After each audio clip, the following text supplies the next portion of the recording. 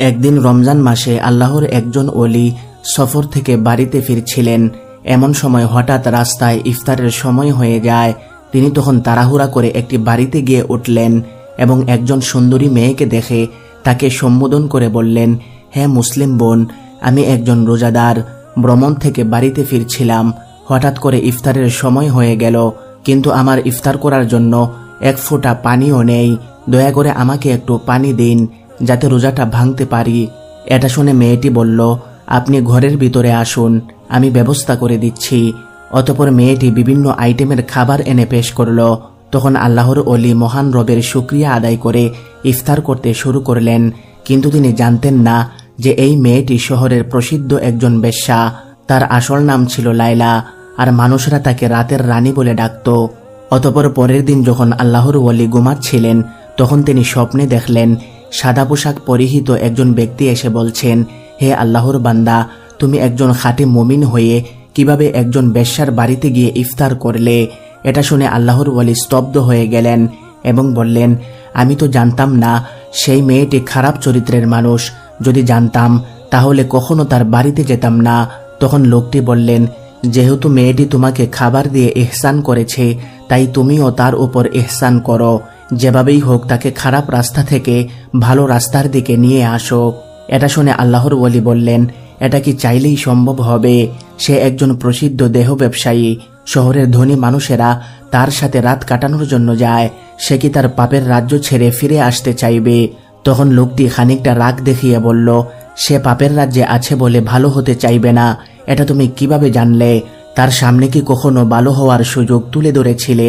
এটা শুনে আল্লাহর ওলি চুপ হয়ে গেলেন। অতঃপর পরের দিন তিনি আবারও সেই লাইলার কাছে গেলেন। লাইলা তখন আল্লাহর ওলির চেহারা দেখে চিনতে ভুল করেনি। সে তাকে দেখে কিছুটা অপ্রস্তুত হয়ে গেল।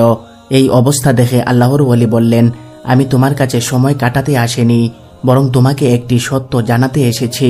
এটা শুনে লাইলা প্রথমে অবাক হলেও তার কথায় কৌতূহলী হয়ে গেল। আল্লাহর ওলি তখন আবারও বললেন, আমি একজন সাধারণ মানুষ, এখনো আলোর দিশা খুঁজে বেড়াচ্ছি। আর তুমি এমন একজন মানুষ যে অন্ধকারে থেকেও আলোর দিকে ডাক পাচ্ছ। লাইলা তার রহস্যময় কথা শুনে হেসে ফেলল, কিন্তু তার হাসির পেছনে এক অজানা শিহরণ বয়ে গেল।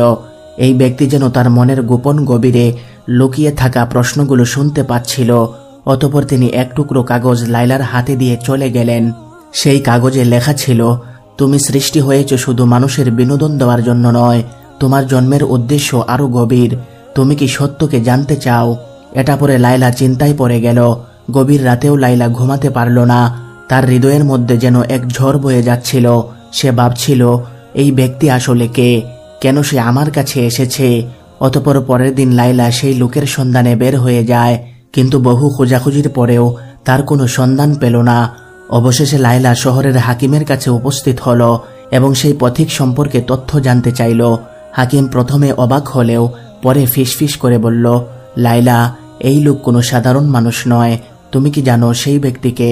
উত্তরে লাইলা বলল, না, আমি শুধু জানি সে আমাকে প্রশ্নের জালে ফেলে গেছে।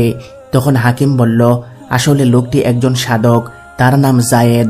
বহু বছর আগে সে ছিল একজন ধনী ব্যবসায়ী, কিন্তু একদিন সবকিছু ছেড়ে দিয়ে সত্যের সন্ধানে সে বেরিয়ে পড়ে। সে কেবল তাদের কাছে যায় যাদের জন্য আল্লাহর কোনো পরিকল্পনা থাকে। এটা শুনে লাইলার হৃদয় কেঁপে উঠল। সে বিশ্বাস করতে পারছিল না যে তার মতো একজন বেশ্যা নারীর জন্য আল্লাহর একজন ওলি এসেছিল। অতঃপর লাইলা হাকিমের কাছ থেকে আল্লাহর ওলির সন্ধান নিয়ে রওনা হয়ে গেল। এদিকে আল্লাহর ওলি একটি মসজিদে বসা ছিলেন। তিনি লাইলাকে আসতে দেখে সীমাহীন খুশি হলেন এবং কোমল কণ্ঠে বললেন, তুমি এসেছো তাহলে? আমার বিশ্বাস ছিল তুমি আসবে। তখন লাইলা শুকনো গলায় বলল, আপনি আমাকে এই প্রশ্নগুলোর সামনে দাঁড় করিয়ে দিলেন কেন? এটা শুনে আল্লাহর ওলি হেসে বললেন, কারণ তুমি জানো, তুমি শুধু এক রাতের সৌন্দর্য হওয়ার জন্য জন্মাওনি, বরং আল্লাহ তাআলা তোমাকে সৃষ্টি করেছেন ঘরের রানী হিসাবে। এই কথাগুলো যেন লাইলার হৃদয় কাঁপিয়ে দিল। তখন আল্লাহর ওলি আবারও বললেন, আচ্ছা লাইলা, তুমি এই ঘৃণ্য কাজে কিভাবে জড়িয়ে গেলে?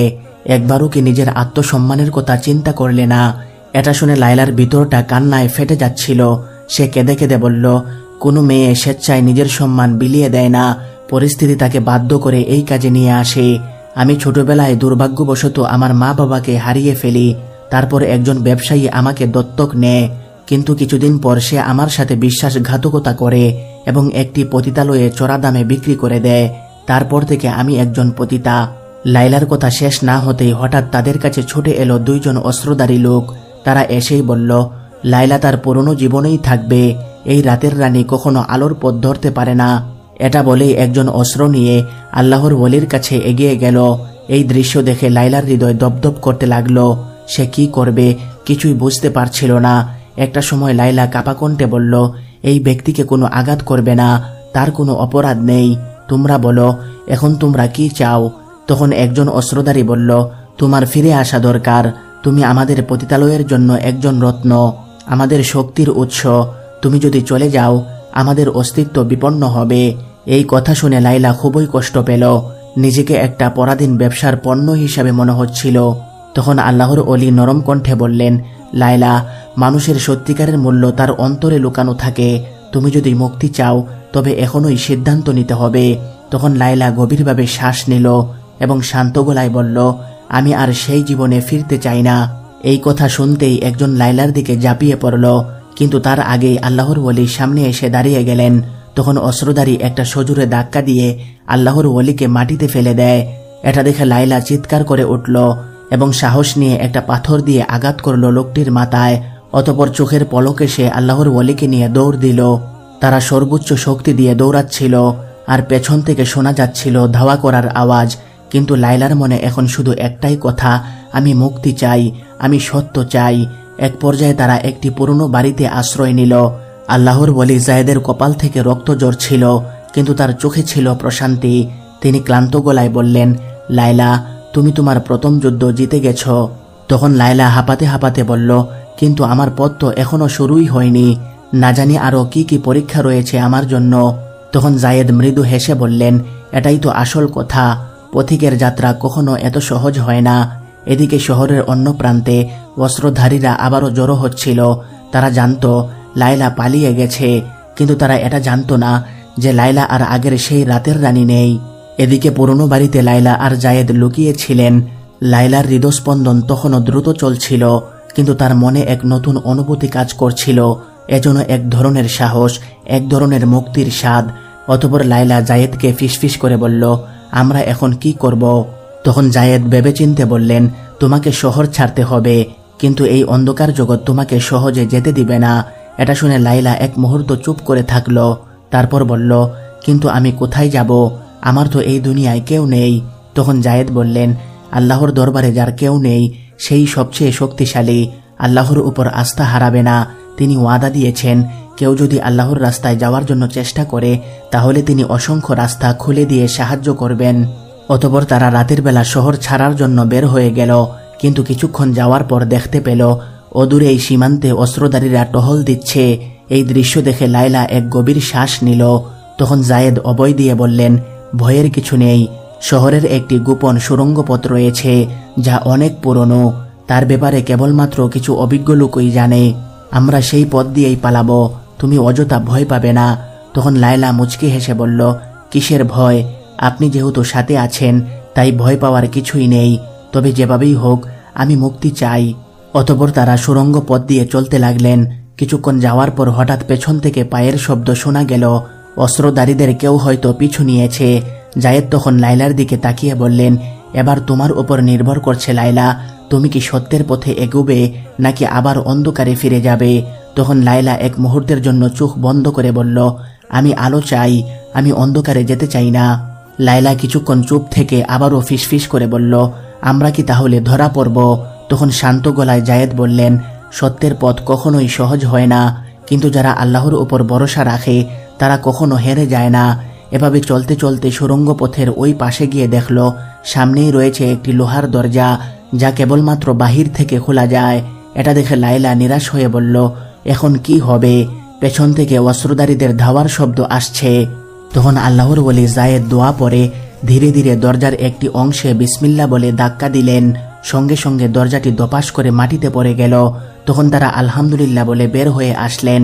তখন লায়লার হৃদয়ে কোরআনের একটি আয়াতের কথা মনে হচ্ছিল, যেখানে বলা হয়েছে, যারা আমার পথে সংগ্রাম করে আমি অবশ্যই তাদের জন্য আমার পথ খুলে দেব।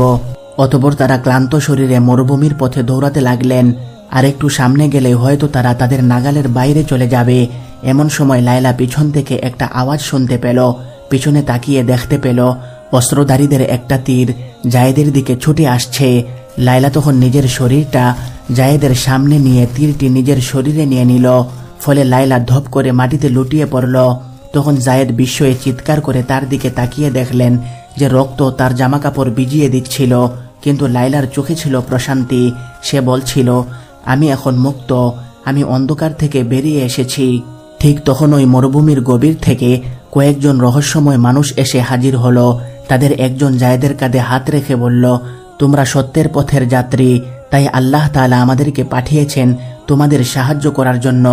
অতঃপর তারা লায়লাকে একটি উটের পিঠে বসিয়ে দিল। তখন জায়েদ বিস্ময়ে তাকিয়ে বললেন, তোমরা কে? উত্তরে একজন বলল, আমরা সেই পথিক যারা আলোর দিশা খুঁজে বেড়ায়, এবং আজ থেকে লায়লাও আমাদের একজন।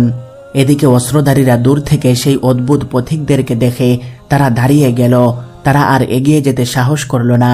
অতঃপর 3 দিন 3 রাত ধরে চলার পর তারা একটি ছোট্ট গ্রামে গিয়ে উপস্থিত হলেন। লায়লা তখন ফিসফিস করে বলল, আমরা কোথায় এসেছি? উত্তরে পথিকদের একজন বললেন, এটা হলো আশ্রয়স্থল, সত্য সন্ধানকারীদের জন্য একটা গোপন স্থান। অতঃপর লায়লা যখন গ্রামের ভেতরে প্রবেশ করল, তখন একজন বৃদ্ধা সামনে এসে বললেন, তুমি তো সেই মেয়ে যে অন্ধকার থেকে বেরিয়ে আসতে চেয়েছিলে। লায়লা তখন মাথা নিচু করে বলল, আমি জানি না আমি কি সত্যি এই জীবনের যোগ্য কিনা। তখন বৃদ্ধা হেসে বললেন, আল্লাহর রহমত সব পাপের চেয়ে বড়, তুমি শুধু শুরু করো। অতঃপর লায়লা সেখানে নতুনভাবে জীবন শুরু করল। আল্লাহর ঐশী বাণী মানুষের কাছ থেকে শিখা আরম্ভ করল। অতঃপর একদিন জায়েদ তার কাছে গিয়ে বললেন, এখন থেকে তুমি শুধু লায়লা নও, তুমি একজন আল্লাহর নতুন দাসী। এটা শুনে লায়লা দীর্ঘ একটা শ্বাস ফেলল, কোনো কিছুই বলল না। তখন জায়েদ তাকে বললেন, লায়লা, তুমি কি এখনো ভাবছো? তখন লায়লা উত্তর দিল, আমি ভাবছি সত্যিকারের মুক্তি আসলে কি। তখন জায়েদ হেসে বললেন, মুক্তি তখনই আসে যখন তুমি তোমার রবকে নিজের থেকে বেশি ভালোবাসতে শিখবে। এটা শুনে লায়লার চোখ ভিজে গেল এবং বলল, তাহলে কি আমি সত্যি নতুন করে শুরু করতে পারবো? উত্তরে জায়েদ বললেন, নিশ্চয়ই, কারণ আল্লাহ তাআলা যার অন্তরকে খুলে দেন তাকে কেউ বন্ধ করতে পারে না। অতঃপর একদিন লায়লা একটি গাছের নিচে বসে কোরআন পড়ছিল। এমন সময় জায়েদ তার কাছে এসে বললেন, লায়লা, আমরা দীর্ঘ সময় একে অপরের পাশে থেকেছি। তোমার সাথে এই যাত্রা শুরু করা আমার জীবনের অন্যতম শ্রেষ্ঠ সম্মান, কিন্তু এখন আমি তোমাকে একটি প্রশ্ন করতে চাই। লায়লা তখন হেসে বলল, ঠিক আছে, বলুন কি বলতে চান। তখন জায়েদ বললেন, তুমি কি আমার সাথে আল্লাহর পথে এই জীবনের বাকি সময়টি কাটাতে চাও? এই কথা শুনে লায়লার চোখে পানি টলমল করতে লাগলো। তার হৃদয়ে এক অদ্ভুত শান্তি অনুভূত হচ্ছিল এবং সে বলল, আমি অবশ্যই চাই। আমি চাই আল্লাহর পথে আমাদের এই পথ চলা অব্যাহত থাকুক এবং আপনি আমার জীবনের অংশ হয়ে যান। তখন জায়েদ মিষ্টি হেসে বললেন, তাহলে আমি তোমাকে আমার জীবন সঙ্গী হিসাবে গ্রহণ করতে চাই। তুমি কি আমার স্ত্রী হতে চাও? এটা শুনে লায়লা আবেগাপ্লুত হয়ে পড়ল। কিছুই সে উত্তর দিতে পারছিল না, কিন্তু জায়েদ তার মনের অভিব্যক্তি ঠিকই বুঝে নিলেন। অতঃপর গ্রামের সবচেয়ে মুরব্বীদের উপস্থিতিতে তাদের বিয়ের আয়োজন করা হলো। লায়লা এবং জায়েদ একে অপরকে সসম্মানে বিয়ে করে নিলেন। ফলে আল্লাহর নামে শুরু হলো তাদের নতুন জীবন। প্রিয় বন্ধুগণ, ভিডিওটি ভালো লাগলে একটা লাইক দিবেন এবং কমেন্ট বক্সে অবশ্যই আপনার মূল্যবান মতামত জানাবেন।